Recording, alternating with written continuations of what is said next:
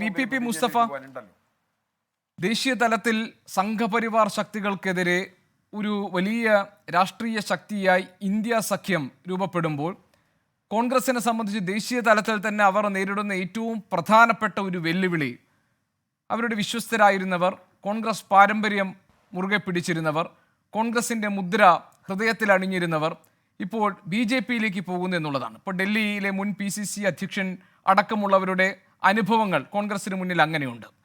കേരളത്തിൽ അങ്ങനെ ഒരു ആക്ഷേപം കെ സുധാകരൻ ഒരു ഘട്ടത്തിൽ നേരിട്ടിരുന്നു.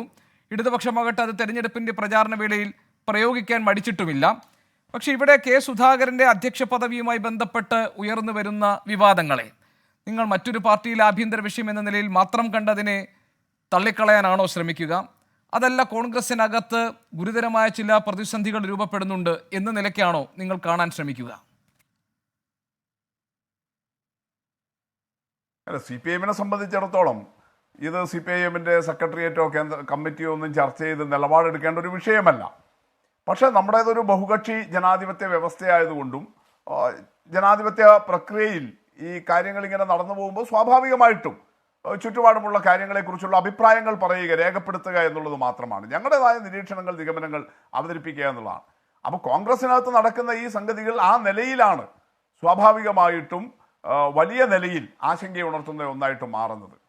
ഇപ്പോൾ ഗോപീഷൻ പറയുമ്പോഴും അതുപോലെ ശ്രീ CR നീലാണ്ടൻ പറയുമ്പോഴും ഗാന്ധിജിയുടെ കാലം തൊട്ടേയുള്ള കാര്യങ്ങൾ പറഞ്ഞു. പക്ഷെ അതുമായിട്ടൊന്നും ഇത് താരതമ്യം ചെയ്യരുതേ. ഗാന്ധിജിയും നേതാജിയും തമ്മിലുണ്ടായിട്ടുള്ള തർക്കങ്ങൾ, ഗാന്ധിജിയും സോഷ്യലിസ്റ്റുകാരും തമ്മിലുണ്ടായിട്ടുള്ള തർക്കങ്ങൾ, നെഹ്റുവിൻ്റെ കാലത്തുണ്ടായിട്ടുള്ള ഉൾപ്പിരിവുകൾ, അതൊരു 77 വരെ ഉണ്ടായിട്ടുള്ള ഉൾപ്പിരിവുകളെല്ലാം നിലപാടുകളുടെ അടിസ്ഥാനത്തിലാണ്, ആശയങ്ങളുടെ പേരിലാണ്. വളരെ അപൂർവം ചില അധികാര തർക്കങ്ങളൊക്കെ ഉണ്ടായിട്ടുണ്ടെങ്കിൽ പോലും അന്നുണ്ടായിരുന്ന ഉൾപ്പിരിവുകൾ കോൺഗ്രസിലേത് നിലപാടുകളുടെ, ആദർശങ്ങളുടെ, ആശയങ്ങളുടെ അടിസ്ഥാനത്തിലാണ്. പരിവർത്തനവാദി കോൺഗ്രസിന് ഒരു പേര് പോലും വരുന്നത് ഒരു നിലപാടിൻ്റെ പേരിലാണ്, ഒരു ആദർശത്തിൻ്റെ പേരിലാണ് അത്തരമൊരു ഗ്രൂപ്പിന്. പക്ഷേ ഇന്ദിരാഗാന്ധിയുടെ കാലശേഷം നമ്മൾ കണ്ടുവരുന്നത് എന്താ? അധികാരത്തിൻ്റെ ചീഞ്ഞ മുഖങ്ങളാണ്. ആ ചീഞ്ഞ മുഖങ്ങളാണ് താങ്കൾ ഇപ്പോൾ ശരിയാവണ്ണം സൂചിപ്പിച്ചതുപോലെ കോൺഗ്രസിൽ നിന്ന് ആളുകളെ BJPയിലേക്ക് മാറ്റുന്നത്. കാരണം ഇവിടെ ഒരു നിലപാടുമില്ല, ഒരു ആദർശവും ഇല്ല. കോൺഗ്രസിനൊരു ഗാന്ധിസവും ഇല്ല, ഒരു ദേശീയതയും ഇല്ല, ഒന്നുമില്ല, ഒരു പ്രത്യയശാസ്ത്രവും ഇല്ല, ഒരു രാഷ്ട്രീയ ദർശനവും ഇല്ല. അതുകൊണ്ട് അധികാരം എവിടെയുണ്ടോ അവിടത്തേക്ക് പോവുക. അത് ഇന്ദിരാഗാന്ധിയുടെ കാലം തൊട്ട് ഇങ്ങോട്ട്, ഇന്ദിരാഗാന്ധിയുടെ തന്നെ ആദ്യകാലമല്ല, ഇന്ദിരാഗാന്ധിയുടെ അവസാനം ഒരു അടിയന്തരാവസ്ഥയ്ക്ക് ശേഷം ഉള്ള കാലം തൊട്ട് ഉണ്ടാക്കിയെടുത്തിട്ടുള്ള അധികാര രാഷ്ട്രീയത്തിൻ്റെ, ആയാറാം ഖയാറാം രാഷ്ട്രീയത്തിൻ്റെ ചീഞ്ഞ മുഖമാണ്. അത് തന്നെയാണ് നമ്മൾ ഇവിടെയും കാണേണ്ടത്. ഇപ്പൊ ഇന്ന് യഥാർത്ഥത്തിൽ ഗോപീഷൻ ഈ പറയുന്ന വിഷയത്തിൽ എന്തെങ്കിലും കാര്യമുണ്ടോ?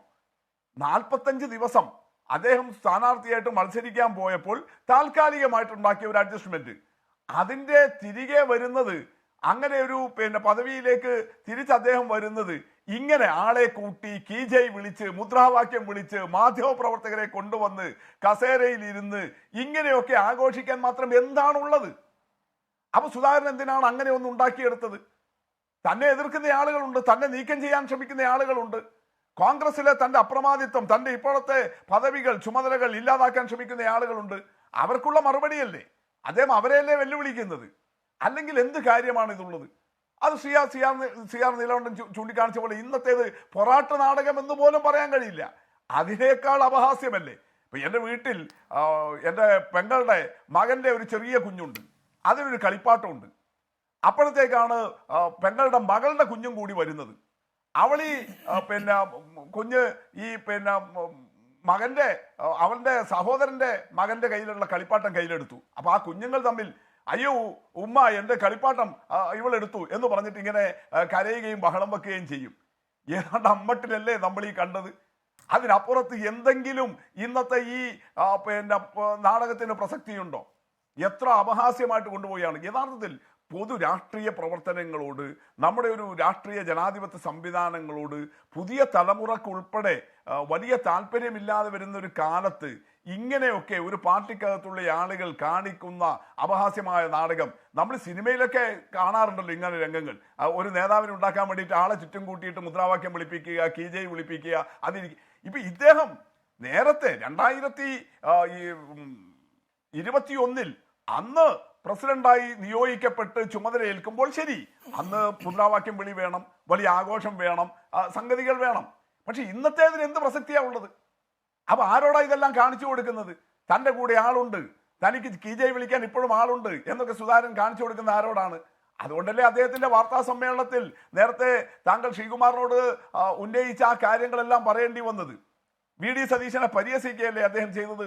വലിയ വൈഭവമുള്ള ആളാണ്, തിരക്കുകളുള്ള ആളാണ്. അത് അദ്ദേഹത്തിന് കൊടുക്കുന്ന ഒരു സർട്ടിഫിക്കറ്റ് ഒന്നും അല്ലല്ലോ, വി.ഡി. സതീശന്റെ കഴിവുകൾക്കുള്ള അംഗീകാരമല്ലല്ലോ. എം.എം. ഹസന്റെ ഈ 45 ദിവസത്തിനിടയിൽ ഏതോ ചില സസ്പെൻഷനുകൾ പിൻവലിച്ചു, ഇലക്ഷൻ കാലത്ത് എല്ലാവരും ഒരുമിച്ച് പോയിക്കൊള്ളട്ടെ എന്നൊക്കെ വിചാരിച്ചെടുത്ത തീരുമാനം അതൊക്കെ പുനഃപരിശോധിക്കും എന്ന് പരസ്യമായിട്ട് പറയുകയാണ്. ശരി, ഹസൻ എന്തുകൊണ്ട് വന്നില്ല, അത് ഞങ്ങൾ പാർട്ടിയിൽ ചർച്ച ചെയ്യും. നമ്മൾ ഇങ്ങനെയൊക്കെ നടത്തുന്ന ഈ വർത്തമാനങ്ങൾ യഥാർത്ഥത്തിൽ ഇത് കോൺഗ്രസിനകത്തുണ്ടാക്കിയെടുത്തിട്ടുള്ള അങ്ങേയറ്റം ചീഞ്ഞ അധികാര രാഷ്ട്രീയത്തിന്റെ പ്രശ്നങ്ങൾ. അതുകൊണ്ടാണ് അദ്ദേഹത്തിന്റെ ഈ BJP-യിലേക്ക് പോകും. അദ്ദേഹം വെറുതെ പറയുകയല്ലോ. മദിരാശിയിൽ നിന്ന് നേതാവ് വന്ന് എന്നോട് ചർച്ച ചെയ്തിട്ടുണ്ട് എന്ന് പറഞ്ഞില്ലേ? കേരളത്തിലെ BJP നേതാക്കൾ വന്ന് ചർച്ച ചെയ്തു. അവിടെ ശ്രീ CR നീലകണ്ഠൻ പറഞ്ഞതുപോലെ പ്രകാശ് ജാവ്ദേക്കറെ കണ്ട EP ജയരാജൻ ഇടതുമുന്നണി കൺവീനർ സ്ഥാനത്ത് തുടരുകയാണല്ലോ. കെ സുധാകരന് മാത്രമായിട്ട് അതിനകത്ത് എന്തെങ്കിലും പ്രത്യേക അതിനെയും അല്ല, ശ്രീ VPP ഇടതുമുന്നണി കൺവീനർ സ്ഥാനത്ത് തുടരുന്ന EP ജയരാജന് മേൽ ഇതേ ആക്ഷേപമുണ്ടായി പ്രകാശ് ജാവ്ദേക്കറെ കണ്ട വിഷയത്തിൽ. എങ്ങനെയാണ് ഗോപികൃഷ്ണനെ പോലെ ഒരു മാധ്യമ പ്രവർത്തകന് അത് സമീകരിക്കാൻ കഴിയുന്നത്? EP പറഞ്ഞോ ഞാൻ BJP-യിലേക്ക് പോകുന്നതിനെ കുറിച്ചാണ് ചർച്ച ചെയ്തത്, അല്ലെങ്കിൽ ഞങ്ങൾക്കിടയിൽ അങ്ങനെയൊന്ന് BJP നേതൃത്വം പറഞ്ഞോ? ജാവേദ്കർ പറഞ്ഞോ? കെ സുരേന്ദ്രൻ പറഞ്ഞോ? എന്താണ് ശോഭാ സുരേന്ദ്രൻ അങ്ങനെ പറയാനിടയായത് എന്നും അങ്ങനെ പറഞ്ഞത് ശരിയായില്ല എന്നും BJP കമ്മിറ്റിയിൽ നടന്ന ചർച്ചയെക്കുറിച്ച് നിങ്ങളാണല്ലോ ഇപ്പോൾ വാർത്തകൾ പുറത്തുവിട്ടിട്ടുള്ളത്. നിങ്ങൾ തന്നെയാണല്ലോ ഇന്നലെ നടന്ന BJP കമ്മിറ്റി യോഗത്തെ കുറിച്ച് പറഞ്ഞിട്ടുള്ള കാര്യങ്ങൾ. ശോഭാ സുരേന്ദ്രനെതിരെ എങ്ങനെയാണ് ജാവേദ്കർ പ്രതികരിച്ചത് എന്നുള്ളത്. അല്ല, അതിൽ പക്ഷേ സുധാകരൻ അങ്ങനെയല്ലല്ലോ പറയുന്നത്. അല്ല, അതിൽ മറ്റൊരു കാര്യം കൂടി ഉണ്ട് ശ്രീ VPP.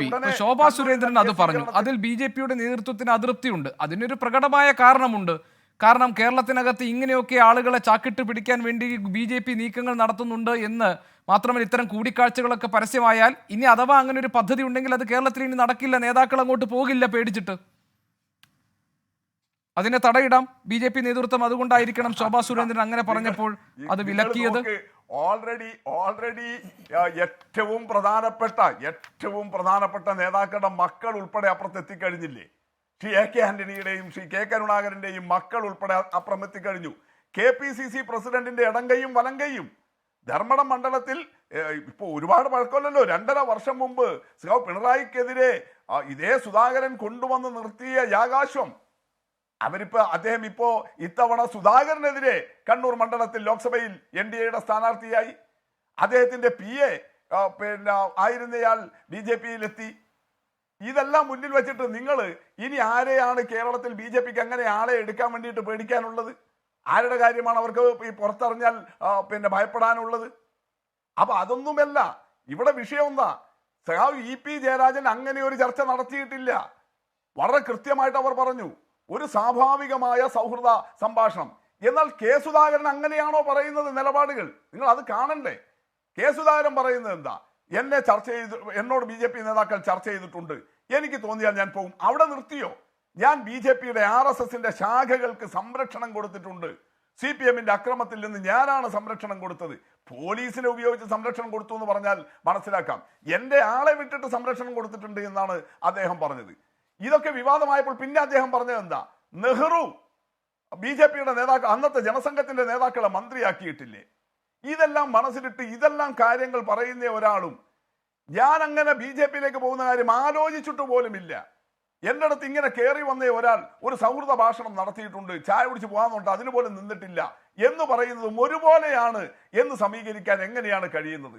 ശരി, അത് മറ്റൊരു വിഷയമാണ്. നമുക്ക് അതിലേക്ക് ഈ ചർച്ച ആ നിലയിലല്ല. എങ്കിലും ഞാൻ പറയാം, EP അങ്ങനെ പറഞ്ഞു, പിന്നെ താങ്കൾ പറഞ്ഞു പ്രകാശ് ജാവ്ദേക്കറോ K സുരേന്ദ്രനോ എന്തെങ്കിലും പറഞ്ഞു എന്ന്. EP പറഞ്ഞതുപോലെ അത്രയേ സംഭവിച്ചിട്ടുള്ളൂ എന്നും അവർ പറഞ്ഞിട്ടില്ല. ശ്രീ VPP മുസ്തഫ, താങ്കൾക്ക് അറിയാമല്ലോ.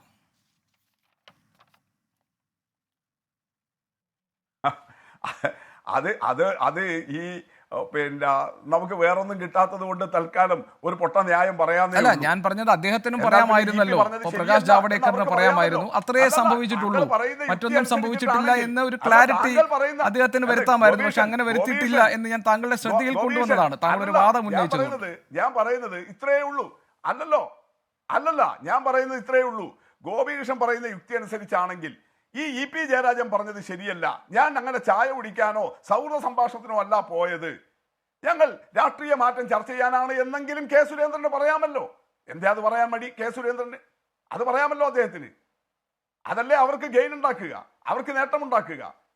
എന്താ അത് പറയാൻ അദ്ദേഹം തടസ്സം നിൽക്കുന്നു? അദ്ദേഹം ദിവസവും ഈ ദിവസങ്ങളിലെല്ലാം വാർത്താ സമ്മേളനം അല്ല, അത് ഒരു ഗെയിൻ ആണോ ഉണ്ടാക്കുക അതോ അവർക്ക് ഒരു ലോസ് ആണോ ഉണ്ടാക്കുക എന്ന് നമുക്കറിയില്ല ശ്രീ ജെ പി മുസ്തഫ. അതായത് അതൊരു രാഷ്ട്രീയ മര്യാദയ്ക്കും മാന്യതയ്ക്കും ചേർന്നതല്ല എന്നൊരു തീരുമാനം, എന്നൊരു നിലപാട് ഒരുപക്ഷെ അവർക്കുണ്ടായിരിക്കാം. മാത്രമല്ല BJP കേരളത്തിന് ഇനി മറ്റാരെങ്കിലും അവർ വാതിൽ തുറന്നിട്ട് പ്രതീക്ഷിക്കുന്നുണ്ടെങ്കിൽ അതിന് ഇത്തരം തുറന്നു പറച്ചിലൂടെ തടസ്സമാകുമെന്നവർക്ക് കരുതാം. There are so many logical points. നമുക്ക് കരുതാവുന്ന ഒരുപാട് യുക്തിഭദ്രമായ കാരണങ്ങൾ അതിന് പിന്നിലുണ്ട്. മാത്രമല്ല ഈ ഇടനിലക്കാരനായി പോയതാരാണ്? ദല്ലാൽ നന്ദകുമാറാണ്. പിന്നെ BJPയിൽ നിന്ന് ശോഭാ സുരേന്ദ്രൻ തന്നെ പറയുന്നു ഈ പോക്കിന്റെ ഉദ്ദേശങ്ങൾ എന്തായിരുന്നു. ഞാൻ പറഞ്ഞത് അത്തരം ആരോപണങ്ങളൊക്കെ ഒരു ഭാഗത്തുണ്ടെന്ന് ഞാൻ പറഞ്ഞതാണ്. താങ്കൾ ഈ ചർച്ചയിൽ ഞാൻ താങ്കളുടെ ശ്രദ്ധയിലേക്ക് കൊണ്ടുവന്നതാണ്. താങ്കൾ ആ ഭാഗം പറഞ്ഞതുകൊണ്ട് ഞാൻ ആ ഭാഗ പോയിന്റുകൾ കൂടി പറഞ്ഞതാണ്. ഇനി ഞാൻ താങ്കളിലേക്ക് തിരിച്ചു വരാം.